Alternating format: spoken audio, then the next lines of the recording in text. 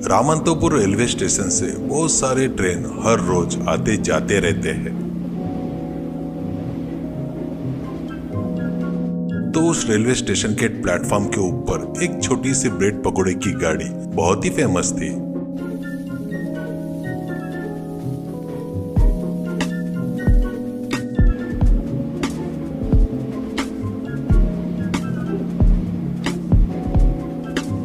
जिधर देखो उधर सभी लोग उसके खुशबू से पकोड़े की गाड़ी के आजू बाजू ही घूमते रहते हैं। असल में उस गाड़ी के मालिक का नाम शंकर था और शंकर उस गाड़ी का एक मालिक था। पर उस गाड़ी के पास ब्रेड पकोड़ा बनाने वाला राजू बोलकर एक व्यक्ति था।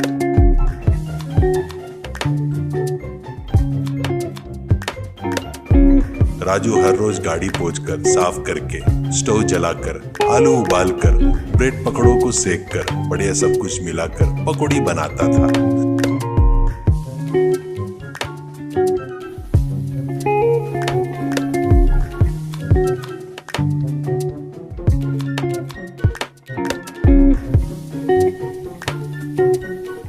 राजू बनाए सो ब्रेड पकौड़ी उस रेलवे स्टेशन के प्लेटफॉर्म के ऊपर बहुत ही फेमस था। शंकर रोज टाइम पर आकर राजू के पास से पैसे वसूल करके जाता था। ऐसे ही रहते हुए एक दिन प्लेटफॉर्म पर एक बोर्ड पर एक नोटिस दिखाई देता है। वो देखकर राजू डर जाता है और राजू अपने मन में, अरे ये क्या, रेलवे प्लेटफॉर्म के ऊपर खाना नहीं बनाना है क्या? तो फिर मैं यहाँ पर गाड़ी लगाकर ब्रेड पकोड़ा बना रहा हूँ ना, तो फिर शंकर भैया को ये बात अर्जेंट में बताना पड़ेगा करके सोचकर शंकर के पास दौड़ते हुए जाता है। तो शंकर एक कोने में बैठकर पेपर पढ़ते हुए आराम से, क्या है रे राजू, ब्रेड पकोड़ा बनाना छोड़कर यहाँ पर आया है?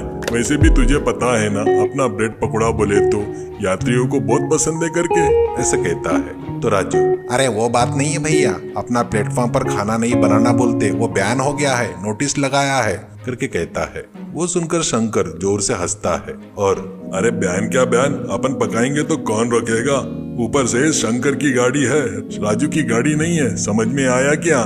जा अपना काम कर ले, ऐसा कहता है। राजू, अरे वो नहीं भैया, पुलिस आए तो मुझे ही पकड़ेंगे ना, वहाँ रहकर मैं ही पकोड़ा बनाता हूँ ना, ऐसा कहता है। शंकर का चेहरा वो बात सुनकर गुस्से में बदल जाता है और तुरंत शंकर, अरे क्यों रे, ज्यादा बात कर रहा है? पता नहीं क्या तू मेरे पास कॉन्ट्रैक्ट पर है, तू एक काम छोड़कर गया तो मुझे लाख रुपए भरकर देना होगा, भूल गया है क्या?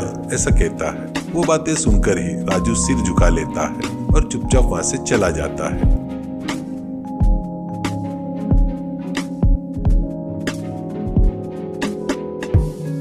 उस दिन राजू रात में खाना खाते हुए सोच रहा था। वो देखकर उसकी पत्नी सुशीला, ये क्या जी, इतने टेंशन में लग रहे हो? क्या हुआ जी, आज गिराईक बरोबर नहीं हुआ है क्या? ऐसा कहती है। तो राजू, वो बात नहीं है सुशीला, मैं बनाए सो ब्रेड पकोड़ा बोले तो यात्रियों को बहुत पसंद है, ये बात से मुझे बहुत खुशी होती है, पर ये काम गया तो अपन कैसे जिएंगे, ऐसा कहता है सुशीला। अरे ये क्या, इतने कांप रहे हो? शंकर भैया ने कुछ बोला है क्या?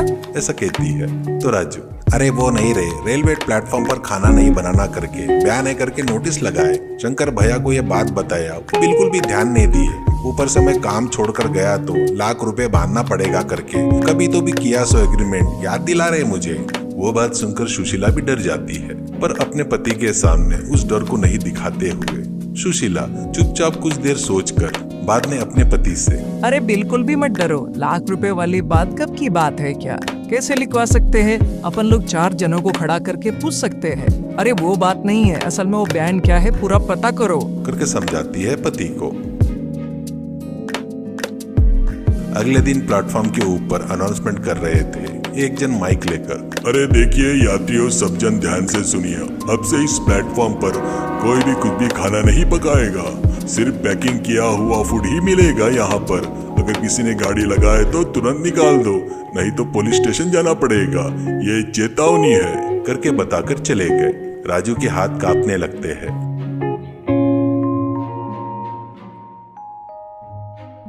तभी वहां पर इंस्पेक्टर वर्मा आता है और वर्मा राजू को देखकर, ए मिस्टर, सुनाई नहीं दिया क्या? और ये गाड़ी लगाकर यहाँ पर है, खाली कर अर्जेंट में करके बोलता है। तो राजू कांपते हुए, सर वो बात नहीं है जी करके कुछ बताते वक्त शंकर बीच में आता है। और शंकर तुरंत इंस्पेक्टर से, देखिए इंस्पेक्टर साहब, वो सिर्फ वर्कर है, वो मेरी गाड़ी है, उसमें मैं ही ये सब कुछ बनवाता हूँ। मेरी गाड़ी में मिलने वाला ब्रेड पकौड़ा बोले तो यात्रियों को बहुत पसंद है करके कहता है। वो बातें सुनते ही इंस्पेक्टर, देखिए मिस्टर, तुमको रूल्स पता है ना, यहाँ पर खाना बनाना बैन है, कुछ दिनों से बता रहे हैं। अब और एक दिन भी यहाँ पर रहा तो तुझे जेल जाना पड़ेगा। वो बात पर शंकर हल्की सी मुस्कान से, सर मैं बचपन से देख रहा हूँ सर जी, ऐसे सब बैन सब देखा है, आपको जो करना है कर लो, जाइए, ऐसा कहते हुए वहां से चला गया।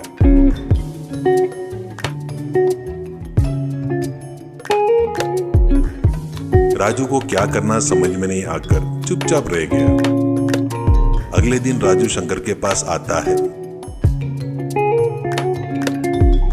तो शंकर राजू को देखकर, फिर से ये क्या है, काम छोड़कर बीच में आ गया, जल्दी से जा, तू ऐसे हर बात के लिए आते गया तो कितना नुकसान हो जाएगा कस्टमर के पास से अपने को, करके कहता है। तो राजू, भैया आप गुस्सा नहीं करेंगे तो एक बात बताऊंगा। वो क्या है बोले तो इस ब्रेड पकोड़े को मैं घर में बना कर लाऊंगा, अपने गाड़ी पर रख कर बेचेंगे भैया, आपने को ऐसे झगड़े क्यों करना चाहिए, करके कहता है। तो शंकर गुस्से से, क्या करना है, तू मुझे सिखाता क्या, तू मेरे सामने बच्चा है, मुंह बंद करके तू अपना काम कर, नहीं तो वो लाख रुपए का ब्याज और 1 लाख रुपए बांधना है, वो बात तू भूल गया है क्या, ऐसे कहता है।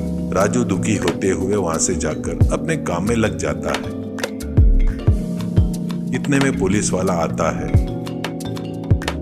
और पुलिस वाला राजू को देखता है तो राजू कांप रहा था। तो पुलिस तुरंत, अरे राजू तू क्यों कांप रहा है, उस दिन आया था ना उस गाड़ी का मालिक वो शंकर, उसको लेकर आ, तेरा और तेरे गाड़ी से कोई संबंध नहीं है, ये मुझे पता है। वो बात सुनते ही राजू के जान में जान आ जाती है।